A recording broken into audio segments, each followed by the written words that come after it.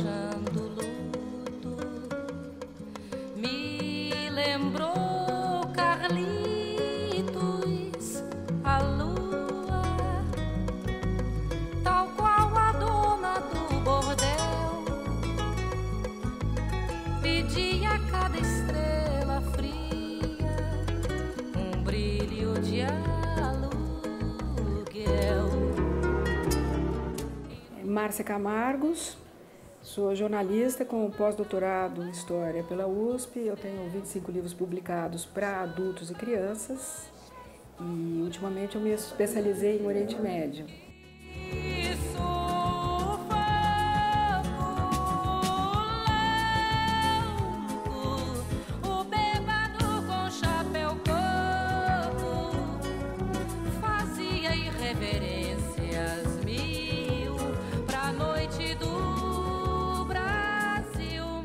A ideia de escrever o livro surgiu quando eu vi uma exposição muito bonita no Centro Cultural Banco do Brasil e, ao final dessa exposição, que era sobre o golpe e a repressão, havia as duas certidões de óbito do Vlado. Uma expedida na época, tendo como causa-morte o suicídio, pretenso suicídio, e a outra, recente, dizendo que ele morreu por maus tratos. Então eu fiquei muito emocionada, porque aquilo mostrava, né, todo o percurso que a democracia brasileira realizou.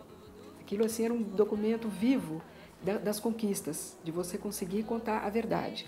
E aí eu olhei para aquilo e falei, nossa, será que os adolescentes, as crianças, os jovens sabem, conhecem essa história? Tive a ideia de escrever um livro dirigido para este público, porque existem vários voltados para os adultos, mas nada para essa faixa etária. Então eu procurei o Ivo Herzog, propus a ele, dei a minha ideia, ele bateu o martelo na hora, né, e comecei a trabalhar. Então, eu fiz esse livro, que é um tema pesado, né, espinhoso, mas numa linguagem apropriada para esse público, para essa faixa etária, que é a partir dos 10, 12 anos até, enfim, até os mais velhos. Para atingir este público, essa faixa etária, é um grande desafio você encontrar a linguagem apropriada. Então, o recurso que eu usei neste livrinho, que é uma ficção, em mais um aniversário do golpe militar de 64, um menino que se chama Felipe vai pedir ajuda ao pai, Mário, para fazer uma lição para a escola. E aí o pai começa a fazer uma pesquisa sobre a história do Vladimir Herzog, porque ele acha que para explicar sobre a ditadura, nada melhor do que achar um fio condutor. E justamente no aniversário de 40 anos da morte do Vlado, ele busca essa figura para, através dela, relatar a história da ditadura, do golpe militar da ditadura no Brasil. Então, esse pai, Mário, no melhor estilo dos serões de Dona Benta, ele senta-se com o filho para, cada noite, fins de semana, retomar o fio da meada e ir desenrolando, desenvolvendo toda essa história. E que começa, aliás, na antiga Iugoslávia. O Vlado nasceu em Osijek, atual Croácia, em 27 de junho de 1937, e teve que fugir com a família, os pais Zora e Zik, teve que fugir para o Brasil. Depois da eclosão da Segunda Guerra Mundial, a partir de 1941, os judeus começaram a correr grande perigo, e o Vlado era de uma família judia. Então, para escapar de uma morte certa nos campos de extermínio nazistas, eles acabam imigrando para o Brasil. A primeira opção era os Estados Unidos, mas eles tinham acabado de fechar as portas para a imigração. Então, restou o Brasil e eles vêm para São Paulo fugindo de um extermínio, para depois o Vlado acabar morrendo aqui nos porões da ditadura. O pai de Felipe contou que em pouco tempo começaram a prender conhecidos de Zig e Zora por qualquer motivo, e mesmo sem motivo algum. Várias famílias tinham partido, abandonado tudo o que possuíam. Amigos bem informados aconselharam que fizessem o mesmo, pois logo viria uma ordem para que fossem levados para um campo de concentração. Assim, mesmo com o coração pesado, Zora percebeu que não tinham saída. Permanecer significaria assinar a própria sentença de morte. Aliás, diante da relutância do marido, que hesitava em abandonar os pais idosos, contrários à ideia de fugir, ela não vacilou. Se você não for, eu vou sozinha, pois pretendo salvar o meu filho. A história vai seguindo paralela, né? A história da ditadura brasileira com a história de vida, a trajetória do Vladimir Herzog, que as duas se imbricam, as duas elas se complementam.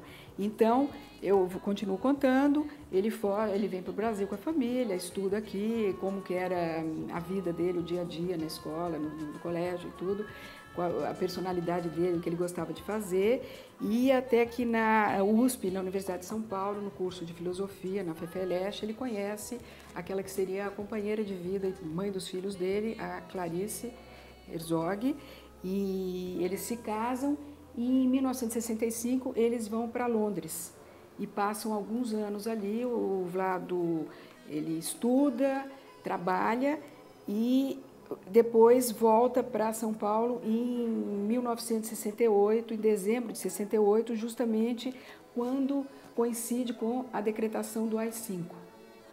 Aliás, ele manda, a família vem antes, ele faz uma pequena parada na Itália para rever um velho amigo e acaba ficando mais tempo por causa desse AI-5 que foi decretado aqui no Brasil, que foi o ponto mais assim negro da ditadura brasileira. Sim, o livro explica detalhadamente o que foi o AI-5, ele vai explicando, inclusive, como que se dá o golpe, as tramas todas, o que acontece, a união dos estudantes, as insatisfações populares. Ele vai construindo toda essa história, explicando para essa moçada como que se deu, né? Porque aquilo não foi do dia para a noite, não veio do nada. Houve toda uma série de antecedentes que chegaram no golpe de 64, que a princípio foi um pouquinho, não digo brando, obviamente, mas a coisa realmente ficou pesada e houve um fecho do cerco que, inclusive, perseguindo aqueles que no princípio tinham apoiado o golpe, como, por exemplo, os diretores do jornal Estado de São Paulo, no início tinham até apoiado aquilo contra o comunismo, né? Proteger o Brasil da invasão comunista, de se transformar numa Cuba. Eles próprios serão punidos posteriormente a partir de 68. O próprio PCdoB também, o Partido Comunista Brasileiro, aliás, que no primeiro momento foi contra a luta armada, porque eles achavam que com o tempo os generais iriam devolver o poder aos civis, doce ilusão. Aquilo o cerco foi apertando cada vez mais e todos eles foram extremamente perseguidos, os membros do Partido Comunista foram presos, torturados, mortos. Foi realmente uma carnificina. E os jornais que tinham apoiado no começo ficaram sob censura.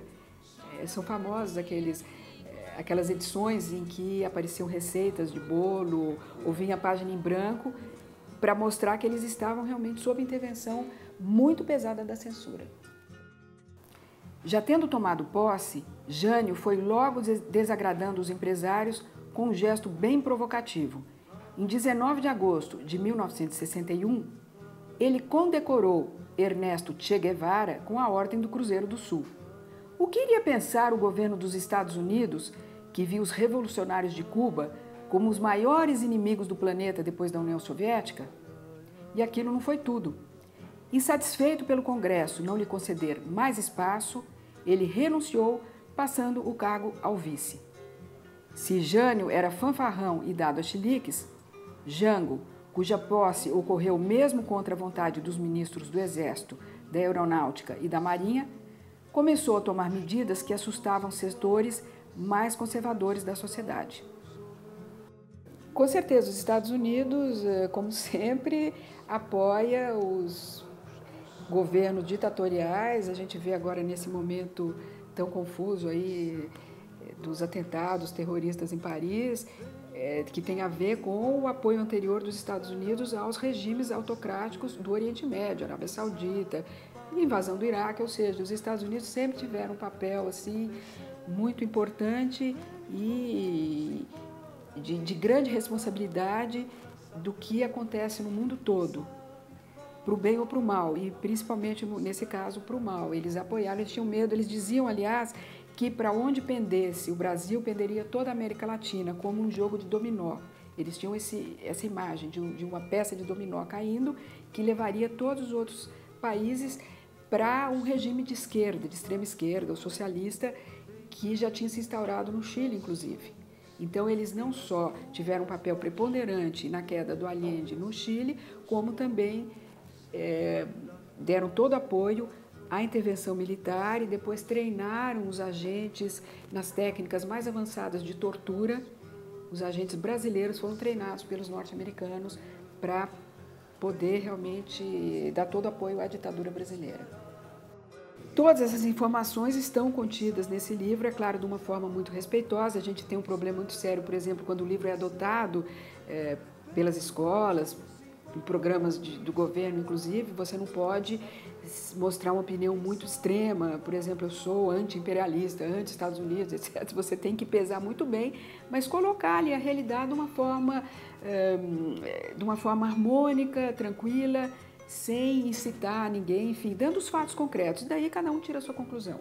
Tudo que está ali é a mais pura verdade, baseada numa extensa pesquisa, em todos esses livros que já foram publicados, e não foram poucos.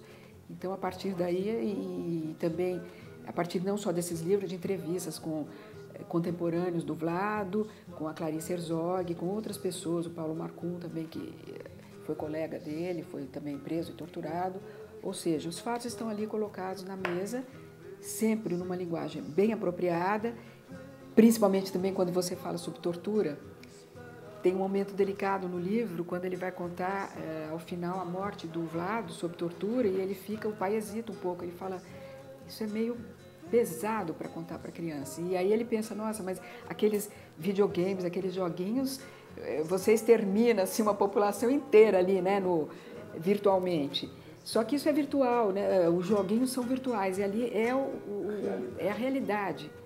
Mas ele acha uma maneira, ele não descreve em muitos detalhes como foi toda a tortura, mas ele acaba contando para o filho, porque essas crianças precisam saber, né? Elas já têm idade e um senso crítico para poder julgar e aceitar essa realidade.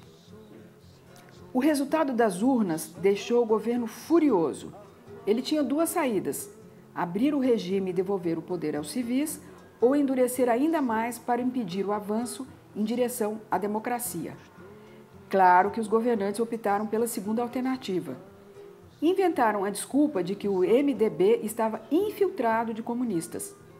Então, passaram a perseguir ainda mais os membros do PCB. E para não deixar nenhum fio solto, prenderam, torturaram e mataram várias lideranças, enquanto intensificavam a censura para que as notícias dessas prisões não circulassem.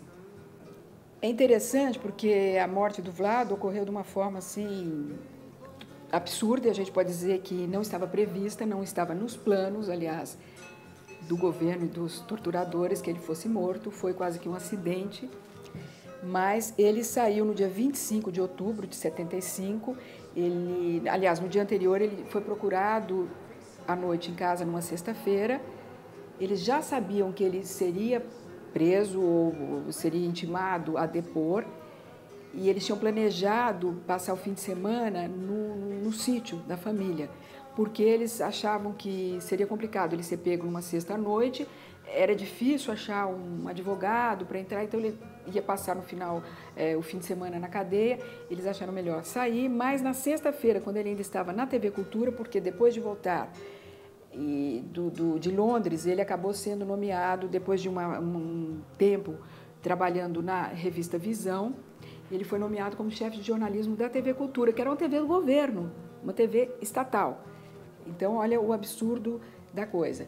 Mas ele estava trabalhando na TV Cultura na sexta-noite e vieram os agentes na casa dele buscá-lo aqui na região dos Jardins. E a Clarice ficou muito preocupada, falou, olha, ele está trabalhando, ela conseguiu ligar, avisar lá na TV Cultura para chamar, ele estava lá enfiado nos estúdios, explicou para ele, ela pegou o carro, foi correndo, quando ela chegou na TV Cultura, os agentes já estavam lá para levá-lo preso. Houve, então, toda uma negociação, falando, olha, não tem cabimento ele ir agora de noite para depor, ele tem família, ele tem endereço conhecido, ele não cometeu crime nenhum, ele não é um foragido, não é um clandestino, enfim, ele não tem nada a temer, nós vamos para casa e amanhã cedo ele acorda e vai depor.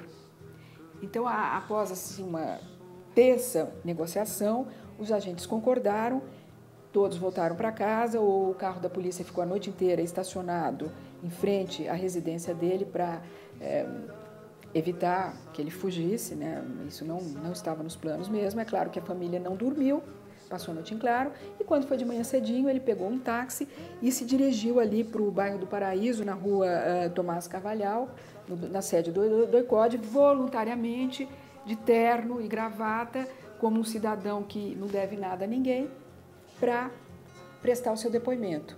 E aí, como você disse, como todos relatam, não houve uma testemunha ocular da história ali dentro, porque eles estavam a portas fechadas, mas o Marcum conta que quando ele passou no corredor e viu o banco, o Vlado já estava encapuzado, ou seja, era um péssimo sinal.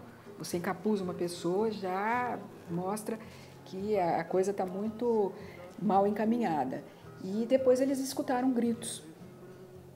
E o que se conta é que tentaram tirar informações dele, e ele dava informações dentro de uma tática que todos usavam, que era você falar de quem já estava preso ou que já tinha sido avisado.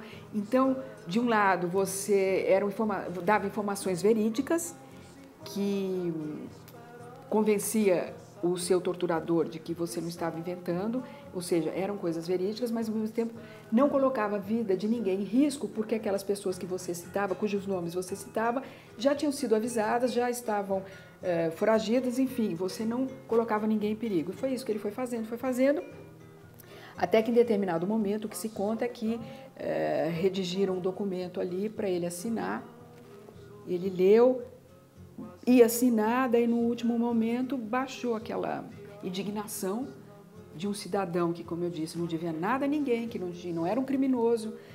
Pelo contrário, ele estava contribuindo para o desenvolvimento do Brasil, na medida em que, como diretor da TV Cultura, de jornalismo da TV Cultura, ele fazia um trabalho excelente, louvável, de denúncia e de mostrar a realidade do que estava passando no país. Então, ele se recusou a assinar e picou o papel. E aquilo foi assim a faísca para deixar os torturadores muito indignados, muito chateados e bravos, e a partir daí só ouviram gritos. Ele deve ter tido uma parada cardíaca e não suportou os maus tratos. Em seguida eles tentaram reanimá-lo, falaram não era isso que tinha que acontecer, tipo, o velho pisamos na bola, mas era tarde demais, ele morreu ali, uma circunstância totalmente, lamentável, longe da família, longe de todo mundo. Na sede da televisão, você imagina o alvoroço. Alguns o aconselharam a escapar, mas ele se negou. Jamais fora preso, nem fizera nada de errado. Então, procuraram negociar com os agentes. Foi um tal de telefonema para lá, recados para cá, correria e muita preocupação. No fim de momentos tensos e também pela interferência do diretor da Fundação Padre Anchieta, resolveram que o deixariam dormir em casa para que se apresentasse logo cedo no dia seguinte. Com família e endereço conhecido, Vlado estava longe de ser um fugitivo. Não tinha cabimento um absurdo daqueles. Mas ditadura é assim mesmo. Funciona conforme a vontade dos generais, com total desrespeito à lei e aos direitos do cidadão. A história do Vlado e tudo o que aconteceu depois com ele, os desdobramentos depois da morte dele, assim, foram importantíssimos para a mudança da história do Brasil, porque ele era uma pessoa muito conhecida, era um jornalista, diferente do que se fosse uma pessoa desconhecida. A morte dele suscitou assim, muita indignação, movimentos, etc., que tiveram um papel preponderante nessa nossa história recente. Mas daí vocês vão ter que ler o livro para saber esse final, que não é bem um final feliz, mas, por outro lado, teve um papel de suma importância nos rumos da política brasileira. Aí, de repente, tudo ficou escuro. O clima mudou da água para o vinho. Outros homens entraram às pressas, dava para sentir o nervosismo no ar. As sombras multiplicadas, que Vlado mal conseguia enxergar por causa das pálpebras inchadas, sumiram numa nuvem de fumaça. Só que, antes de perder totalmente a consciência, ainda pôde escutar o eco de algumas frases ao longe. Chegavam aos seus ouvidos de um lugar muito distante, talvez de outra dimensão, mas percebeu que elas vinham de pessoas que pareciam confusas, irritadas e um pouco surpresas. Seu idiota, o que é que você fez? Imbecis, incompetentes, vocês deveriam ter parado a tempo. Sacode mais, ele tem que acordar. Vamos, faça alguma coisa! Droga! Com o choque do balde de água fria jogado sobre seu rosto, Vlado entreabriu os olhos. Mas sua reação durou menos de um segundo. Sem ânimo, encarou o túnel que representava uma viagem sem volta. Mesmo que quisesse, agora não tinha mais escolha. Sua vida acabava ali, naquele lugar estranho, longe de casa e das pessoas que mais amava.